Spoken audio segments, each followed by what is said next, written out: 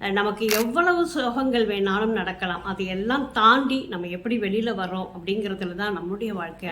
நமக்கான விதியை நம்ம கடவுள் முன்னாடி எழுதிடுறாரு அப்படின்னு சொல்லுவாங்க. ஆனாலும் இப்படிப்பட்ட கொடுமைகள்லாம் அரங்கேறும்போது என்ன செய்யறது அப்படின்னு ஒரு கேள்விக்குறி முன்னாடி நிற்கும்.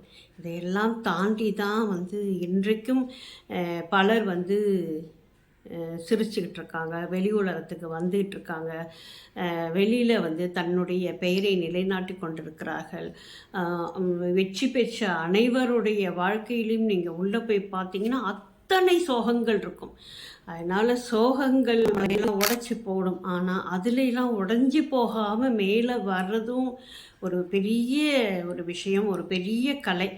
அந்த கலையில் நம்ம கொஞ்சம் தேர்ச்சி அடைஞ்சோம் அப்படின்னா தான் நம்மளுடைய கவலைகளை எல்லாம் நம்ம ஓவர் கம் பண்ணி வெளியில் வர முடியும்.